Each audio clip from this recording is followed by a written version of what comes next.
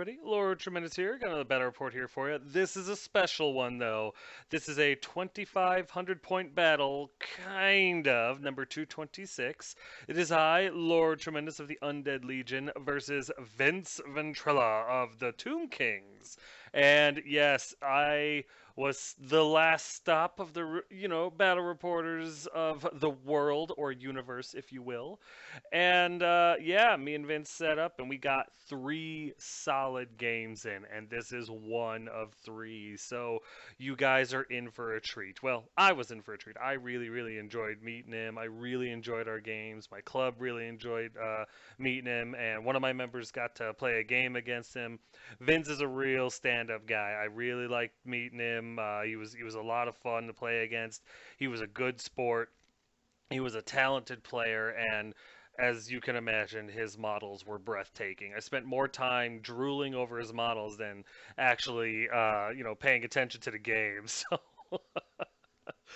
but I'm gonna get to it in a second because first I just got to show you something. Check this out.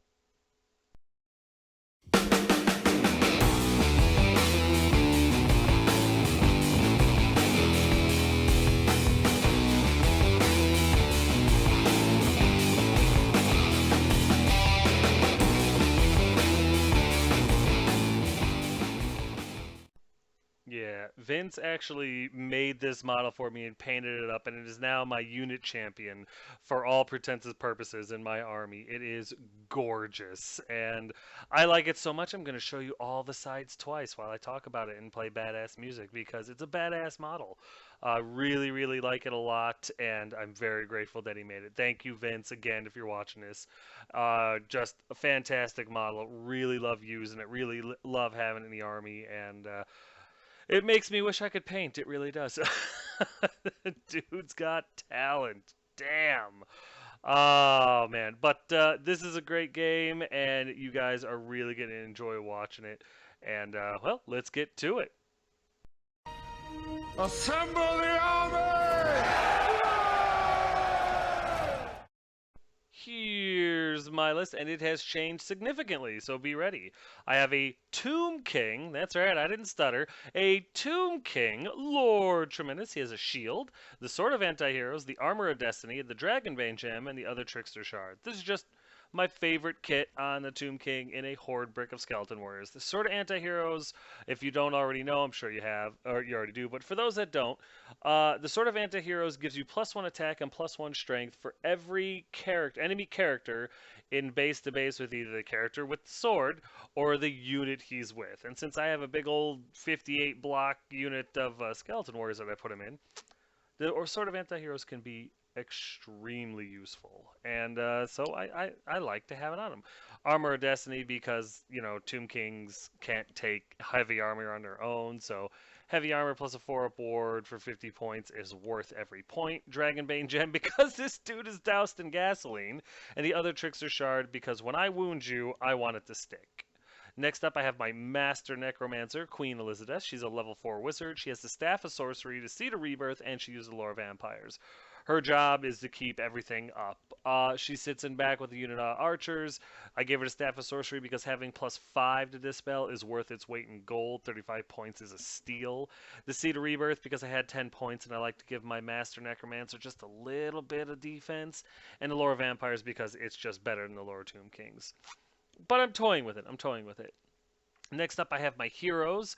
I have my vampire, Dark Vincent. He's a level 2 wizard. He's on the Coven Throne now. I have gotten rid of the Vampire Lord, and I gave my baby vampire the Coven Throne. I love the Coven Throne. I hate my character. So what I've done is I've put a character on the Coven Throne that if he dies, well, that sucks. It's not the end of the world, you know what I mean? I gave him heavy armor and a great weapon, so that he has strength, 7 and heavy armor, because the better your armor save, the better your armor save. I gave him the charm shield, not because I can use it in close combat, but it's great for when a cannonball comes zinging to my head. That way, when my character dives off the damn Coven Throne in order to catch the cannonball. The Charm Shield gives me a 5/6 chance of negating it altogether. So that's why I gave him the Charm Shield. Talisman of Preservation for when the Charm Shield doesn't work or has already worked. Beguile, just because I wanted to try it out. -3 and having to re-roll hits. I kind of like that. Quick Blood, so that when he uses his Strength 7 great weapon, he does it at Initiative 6 as opposed to always strikes last. It's cool. It probably would be better if I gave him some sort of magical attacks, but screw it. I've got all the magical attacks I need with the Spirit Host, so that pull the damn Coven Throne. So I think I've got all my bases covered there. And I'm trying out the Laura Death. Not sure if I'm gonna like it or not, but I'm just trying it out. Then I have a Karn Wraith, Sinister Jeffrey, and I did that to put a little bit of Strength 5 into my unit of Skeleton Warriors, and for an Ethereal to take challenges from stupid unit champions and stuff like that. Plus, I made a model for it that I really like, so it's a Malifaux model, and I wanted to try it. Then I have a Lich Priest, Tardum Fune. He's a level 1 wizard with a Dispel Scroll, Iron Curse icon, and the Laura Light. I gotta be honest with you, I don't know why I put the Iron Curse icon on this guy. I meant to give him the Pigeon Plucker pendant, and I clicked Iron Curse icon. He's in with the unit of archers. I'm stupid for doing this, but I made a mistake, and I'm going to report it to you guys honest. That's what I ended up doing. So it is what it is. My core choices are my 5 Dire Wolves, my 2 units of 5 Skeleton Horsemen Archers, the unpainted ones, of course, now being the Cannon Plugs because they're amazing. Both units have, of course, a banner. I have my 58 Skeleton Warriors, the Bloodslakers, which I absolutely love that name. And after my last report, you guys know for a fact they have earned it. They have full command and a hand weapon shield. And then, of course, I have 13 Skeleton Archers, now known as the Wizard's Guard, because, well, I put my casters in there. And it's not just Queen Guard anymore, with full command. My special choices are 10 Black Knights with Tarnished Valor, with full command, Barded, Lance's Banner of Swiftness, a unit of, 1 Spirit Host, Whispers of Pain, and of course, my Chimerian War Sphinx. Kitty! With Fiery Roar. My rare choice, of course, is my Casket of Souls, or the Altar of Tremendous. My opponent's list, I didn't get it. Vince was going to email it to me, but dude's been on the road for over a week. He's been running around, and I've been sitting here since I got off my vacation, so I got a lot of time to do battle reports, and I don't have his list yet. He's going to email it to me eventually, but to be perfectly honest with you, you're going to see what he took. I'm going to talk about anything significant, and you're going to get the gist of it. And I wanted to get these reports out because they were really good games. Vince was a really fun guy to play against, and they were interesting games, to be perfectly honest. I was putting a slideshow together. I was like, oh yeah, oh yeah. The most interesting thing about this is if any of you guys have watched Midorum's channel, and if you haven't, what the hell is wrong with you? Go check it out.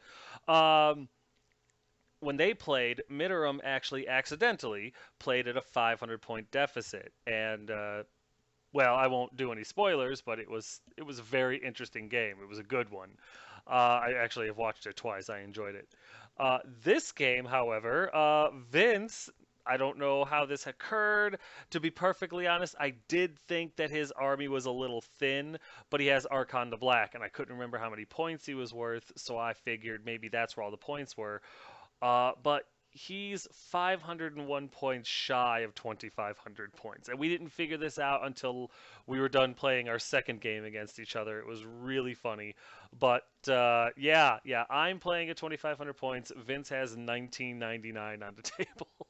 So it's a little one-sided, but it's still a really good game. So get ready to see how it goes.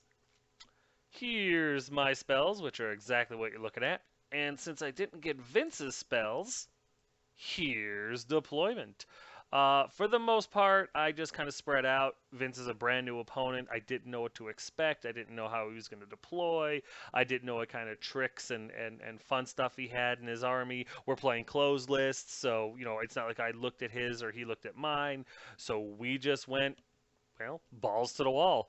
And I put my Coven Throne behind the little rock because I can charge through it. So I figured if anything got aggressive or crazy or whatever, I could just charge at it through the rock.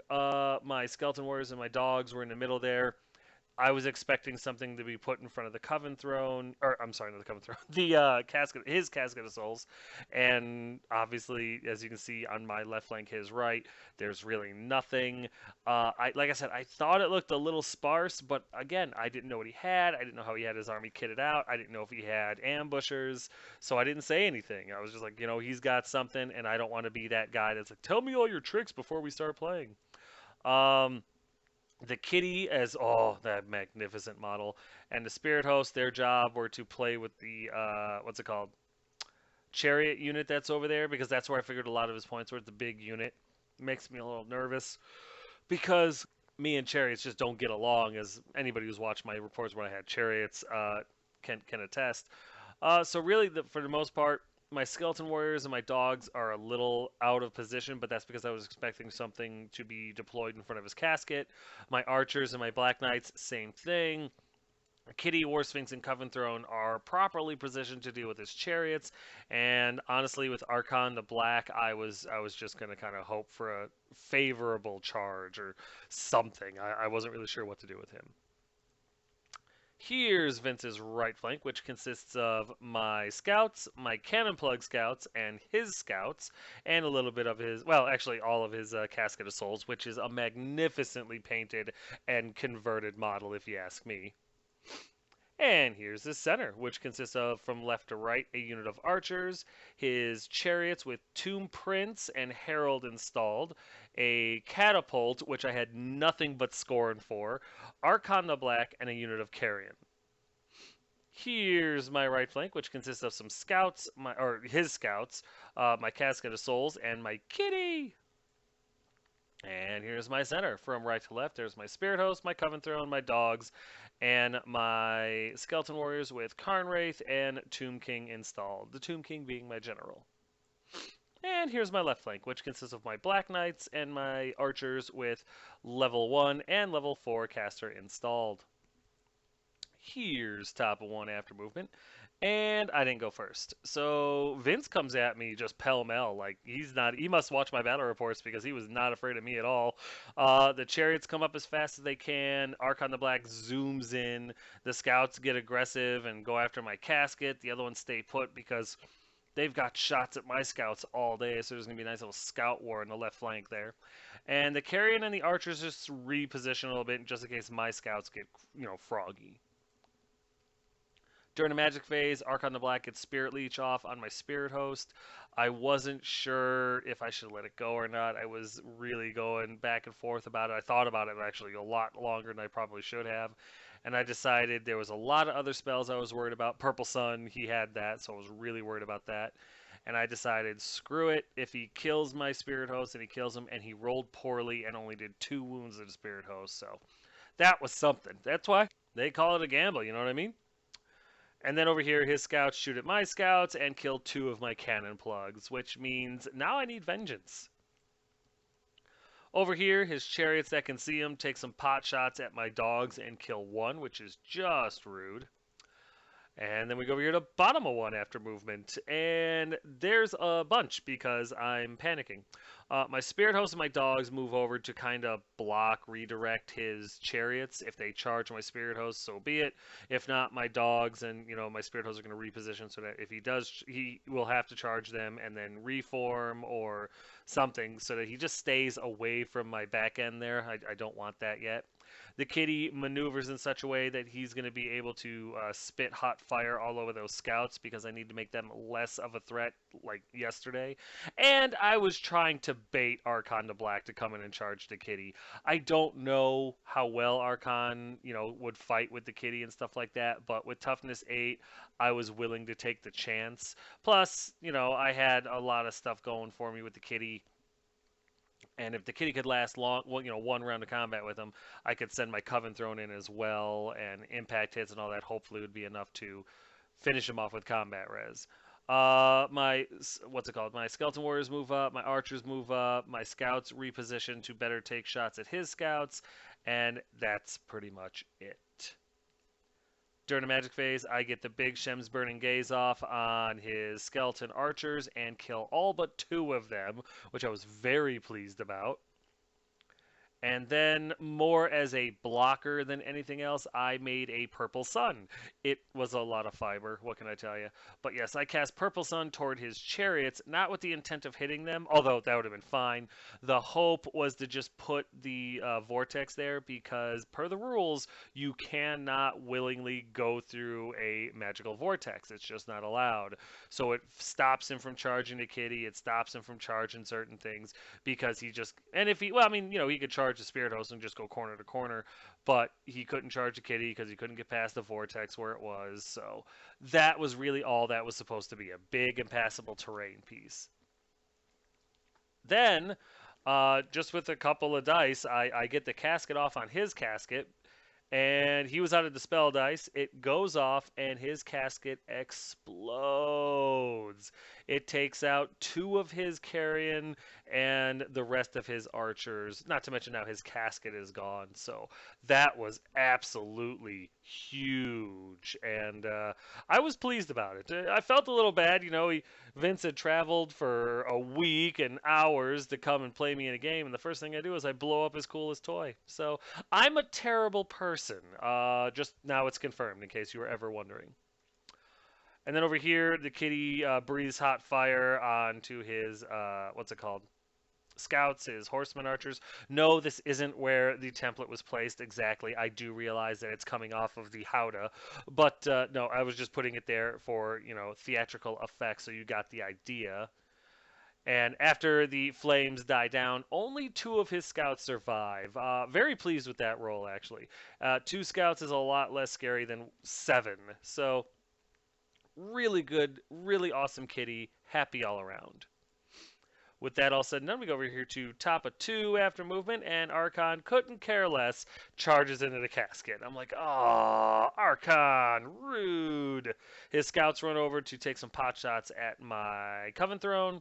His chariots reform to face the doggies, which I thought was very smart.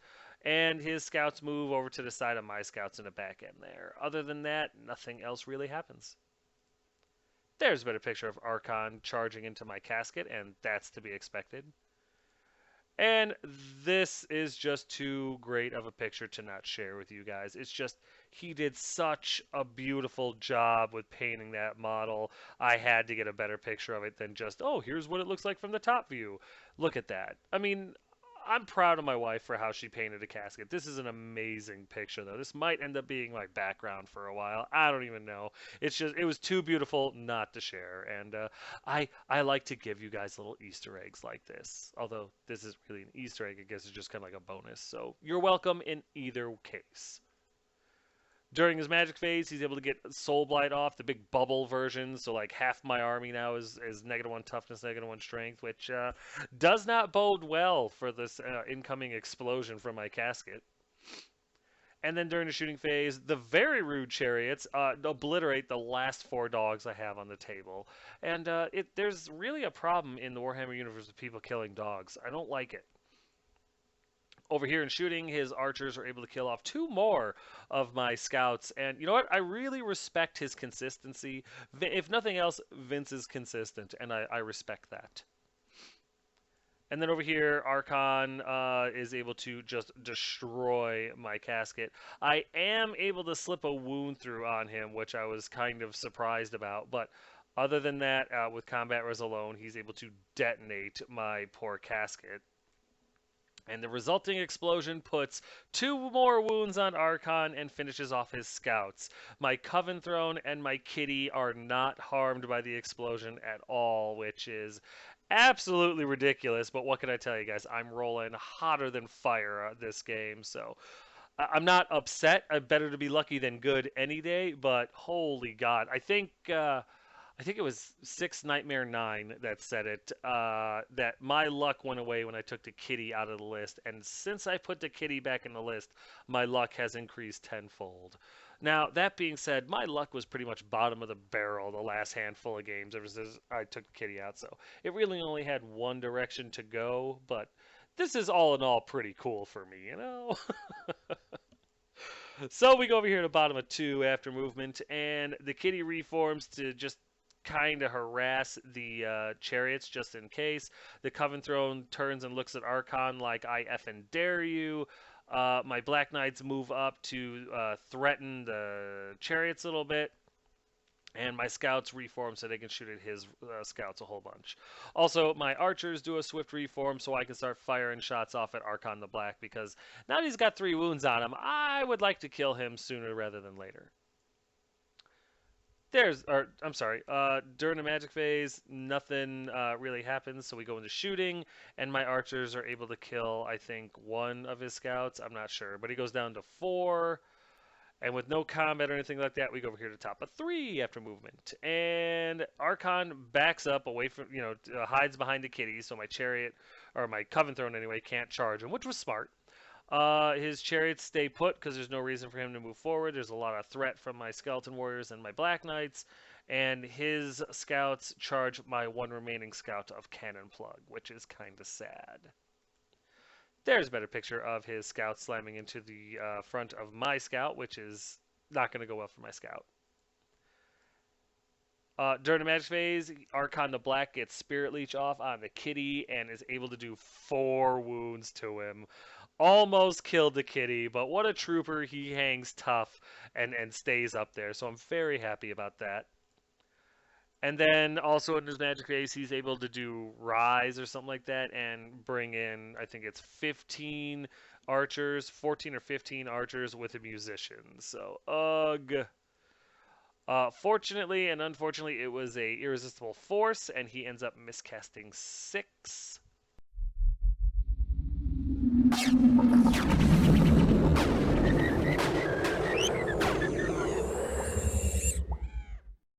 Which in the end ends up doing just 1 more wound to Archon, and it would have taken some magic dice away from him, but I think he was all out at this point.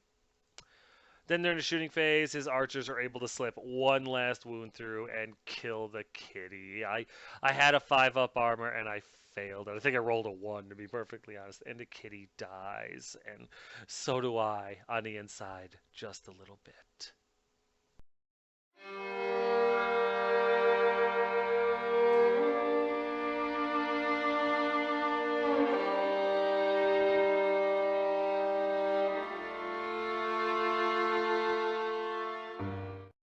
It's okay. It's okay to be sad for the kitty. Shh, it's almost over. You're so brave. Then during the shooting phase, Karma comes and kicks Vince in the ass for killing my kitty, and his Failapult does a misfire 2, can't shoot this turn or next. So that's what he gets for killing the kitty. There's no sympathy on this end of the table. None. Plus, it's a catapult. To be perfectly honest with you, this thing has not done anything all game. He's been firing it off at my Coven Throne left, right, and forward.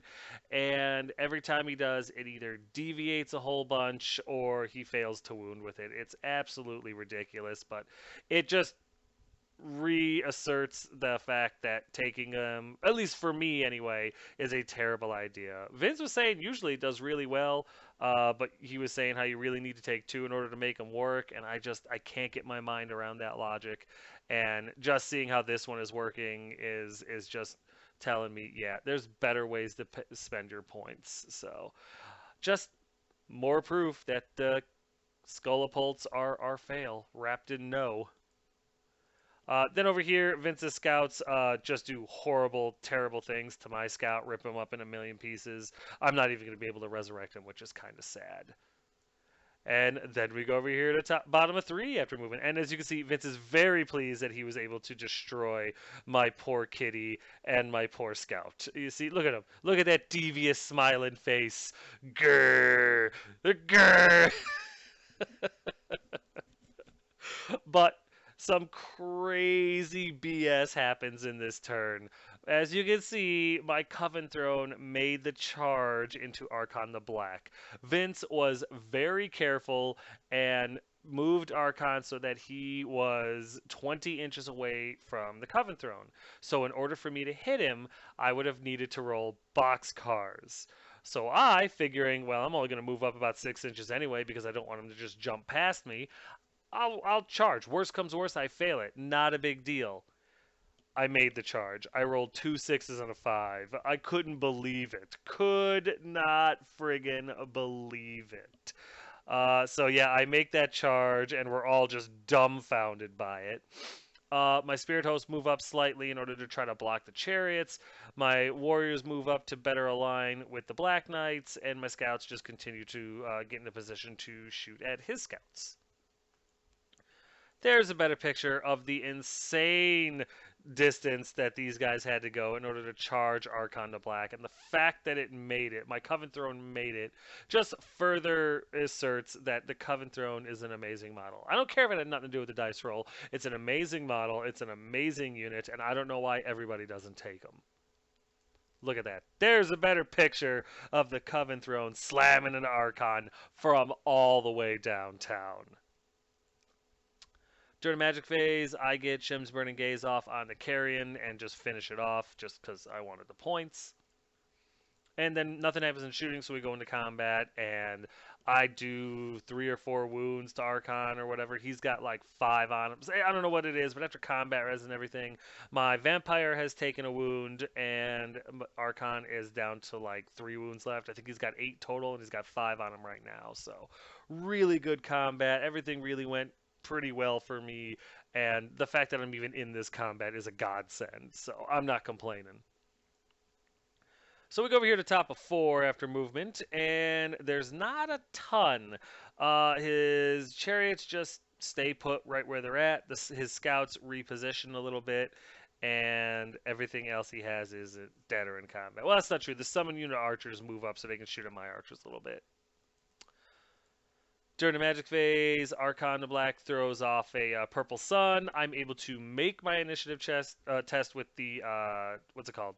With the Coven Throne, but the purple sun passes through his archers and then goes off the table. He rolls like a 10. It goes 30 inches, goes off the table. He loses a handful of archers, but it was a cool idea because by doing so, he was able to generate some extra power dice because the Lore of Death attribute says for every wound you cause on a 5 or a 6, you gain a power die. So that was actually really cool.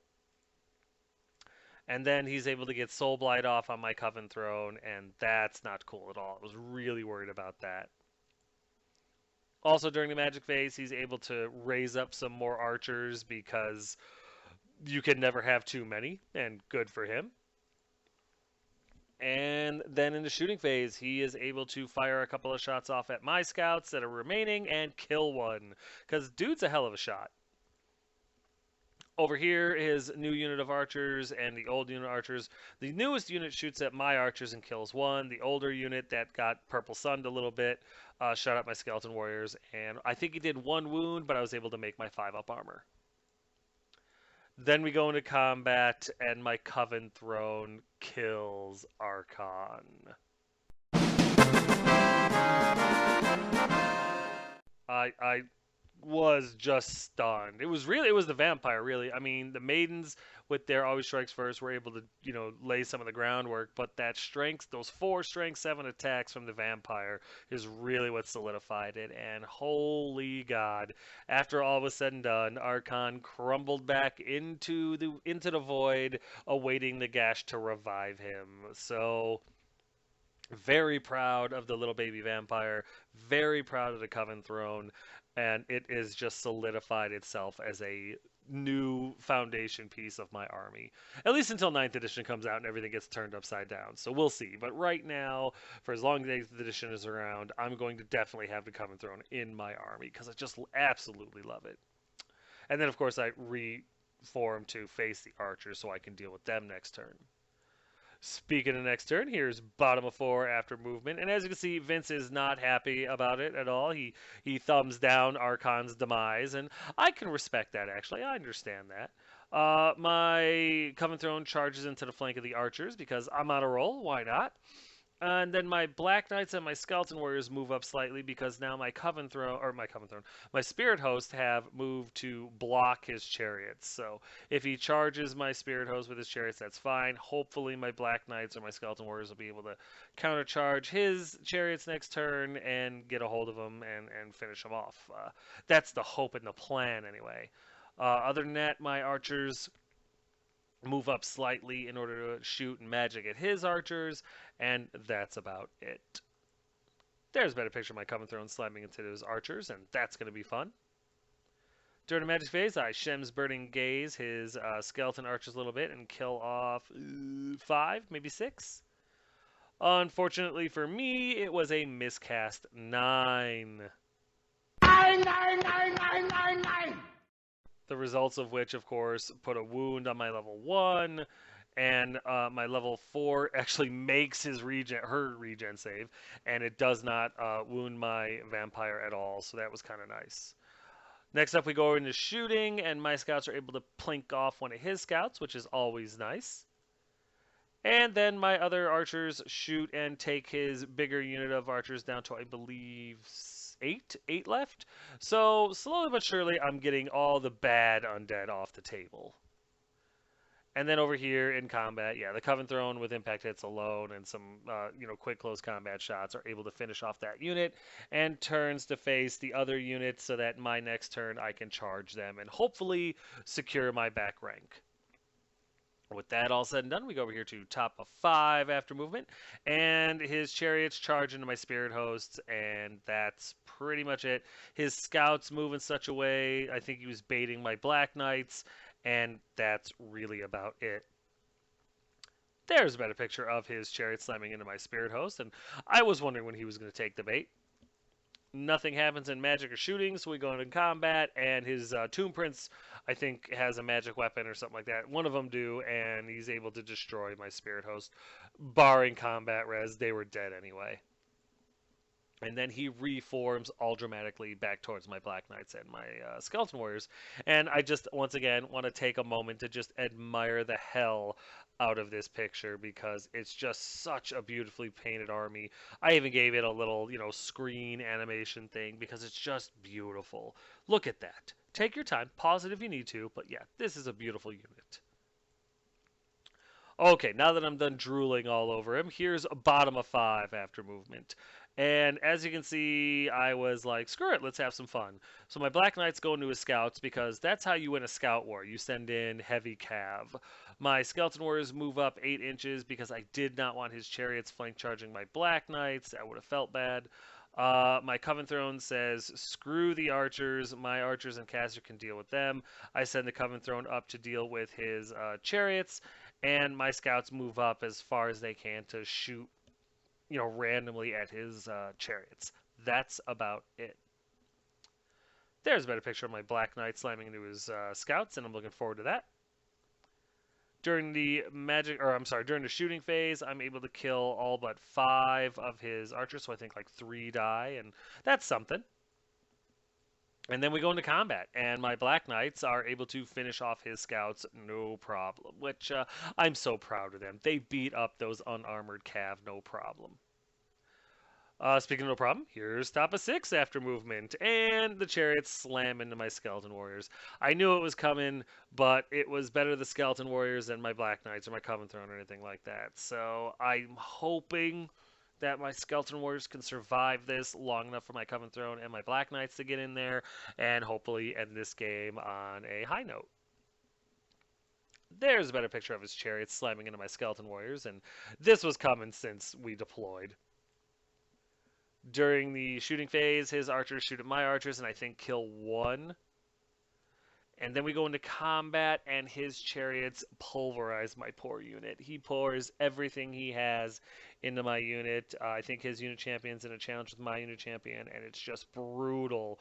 As you can see, he kills almost half of my unit, but he didn't kill all of them, which gives my Coven Throne and my Black Knights a chance to countercharge. So that was the plan. I just, wow, did this unit do a lot of damage. So we go over here to bottom of 6 after movement, and as you can see, my Coven Throne and my Black Knights charge and make it in. Nothing else really moves because it doesn't have to, and that's it for movement. There's a better picture of my Coven Throne, my Black Knight slamming into the flanks of his chariots, and I never said I played fair. I will stack the odds in my favor. During the magic phase, I get Shem's Burning Gaze off, and I believe finish off his archers, which doesn't net me any points, but it does, make me feel like I've done something. Unfortunately, I was an idiot, and I threw 4 dice at the spell. It goes off, of course, Irresistible Force, and then I miscast 3. No! You must not read from the book! Yeah, it was really stupid on my part because that unit was a summon unit, so it's not worth any points. And I ended up losing 5 or 6 archers, and my caster got sucked into the warp. Not that it mattered, it was a strength 10 hit. He was dead anyway because he already was carrying a wound, but I shouldn't have done it. I should have left that unit alone. It was bottom of 6. It couldn't hurt me anymore. It wasn't worth any points. I was just being greedy. I was being stupid, and I got exactly what I deserved for it. I lost a caster and a bunch of archers. Really stupid call. And then we go into combat over here, and while his unit does put up a good fight and kills off some more skeleton warriors and all that jazz, the combined impact hits and combat res from just having about 1,500 points slamming into you, probably more than that actually, is more than enough to finish off that unit after combat res and everything like that. And that was it, guys. That was the bottom of 6. So here it is. Here's the end of the game. And as you can see, when my opponent gives themselves a 500-point handicap, I can actually win a game. I was very pleased. Again, we had no idea that he was 501 points shy until the game, our second game, was over. So we were actually heading over to Wendy's when Vince went, "Oh man," and I'm like, "What's wrong?" Look at my list. What do you notice? And I looked at his phone. I didn't notice it at first, and then I saw his point value. It was 1999 out of 2,500. It all made sense why I was able to win. But you know what? We'll get to the recap in a minute because right now this game is over. That's it, man. Game over, man. It's game over.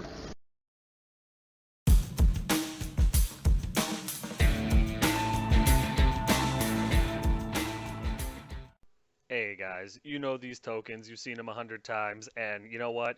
Every time you see them, if you haven't bought them yet, you're just wasting time. Get these tokens.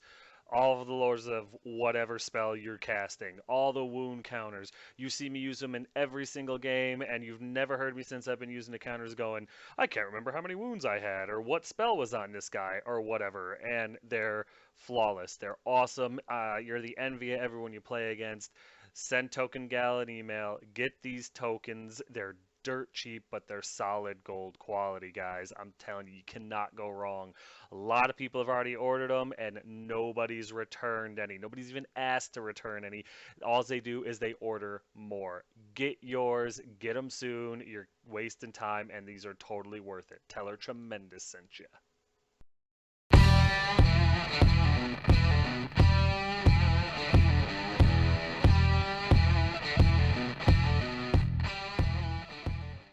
Hey guys, I got another great deal for you. Movement trays. We all use them. We all need them. If you're watching this report, you have some or you need some. And do I have the vendor for you? This guy makes solid metal movement trays. I mean, cuts them to your specifications using a galvanized metal. It's not that cheap, thin, weak aluminum. This stuff is sturdy. I'm using them. I used them all throughout this game. Take a look at the pictures. They're all in there. I love these trays. They're metal, so they auto-magnetize. Well, provided you put magnets on your guys. And he does them dirt cheap, guys. I'm telling you. He's got an eBay page. There's an email on here. Get a hold of this guy. Get yourself some movement trays and get yourself organized. You're going to be thrilled. You can paint them. You can do everything. These things are awesome. My local game store guy is literally in contact with this guy so that he can become a vendor. That's how high quality these things are. So I'm telling you guys, give this guy an email. Check out his eBay page. Get yourself some movement trays and stop playing like a Neanderthal. Tell him Tremendous sent you. You won't regret it.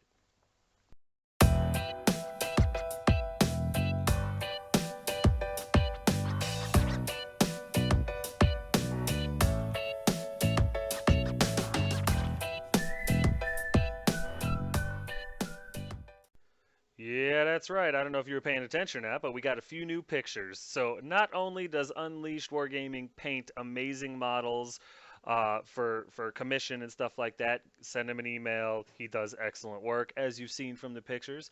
Not only does he do all the different Magic lore cards for Warhammer Fantasy, I mean every lore. You want Storms of Magic? Send him an email. You want Lore of Fire? Send him an email. You want every lore that's ever been out in 8th edition? Send him an email. These things are solid. They're laminated. They're on cardstock. They're Photoshop made. They're amazing. And they're good. They're well priced, guys. I'm telling you. And now he's also doing 40K cards, the psychic stuff or whatever. I don't play 40K, but if you do, there's nothing wrong with that. But there is something wrong with it if you don't get these cards and if you don't have your models painted by them. Just throwing it out there. Just, you may, if you feel guilty, that's because you know you're wrong. But send this guy an email, get your models looking good, get the cards that you need, get your real game going, and tell him Tremendous sent you. You're not going to regret it.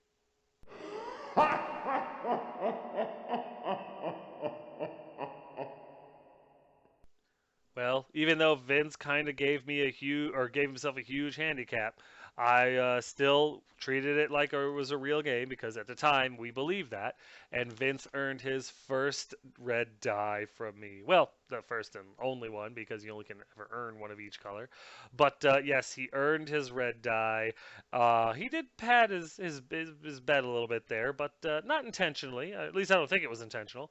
But yeah, you know what? I'll take it. Okay, I'm not proud. Yes, he earned his first red die, and congratulations, Vince.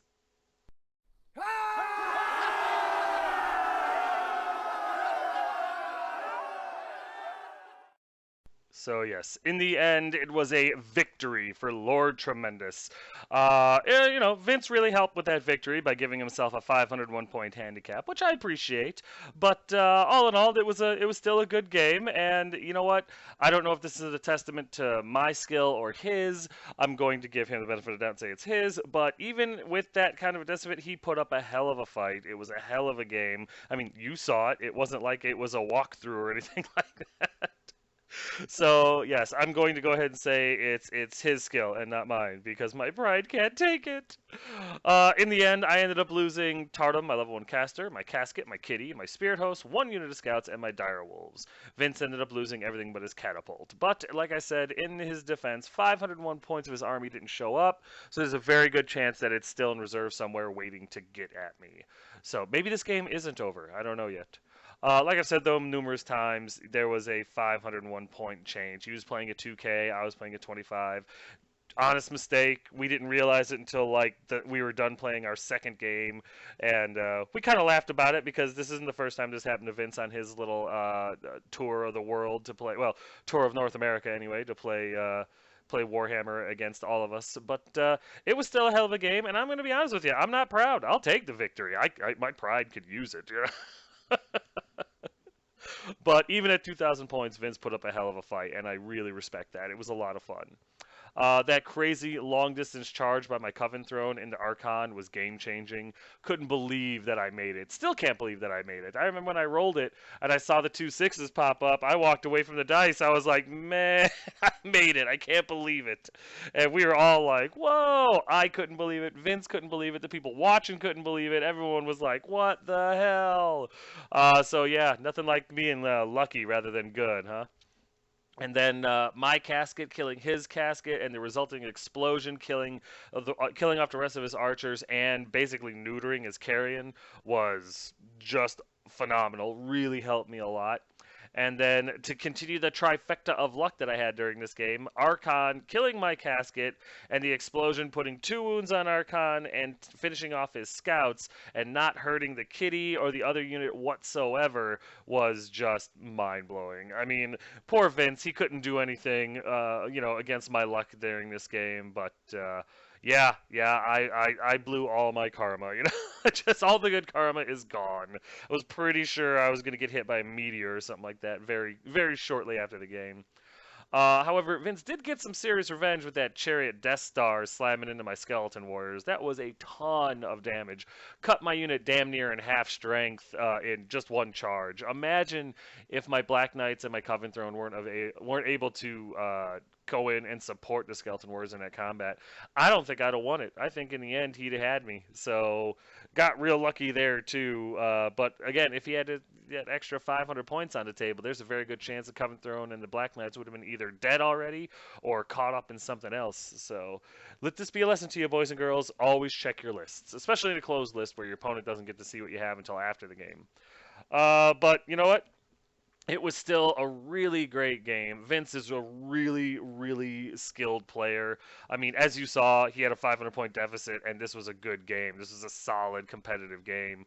Granted, I had luck, coming out of my nose hairs, but it was still a hell of a game, and I really, really enjoyed it. If you ever get the opportunity to play against Vince, I mean, quit your job, go and get that game in, because it is an absolute blast. And even if he stomps your guts out, you get to look at some amazingly painted models, and he's got some conversions that are just crazy, like mad scientist good. You should the chariot unit, the one that his Tomb Prince was in with the the flying wings on and everything like that. Man, the dude is a mad genius.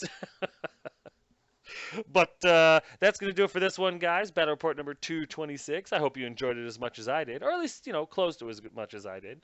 As always, if you have any questions, comments, concerns, or complaints, feel free to put them in the comments section below, and I will get back to you as quick as I can. But yeah, guys, thanks.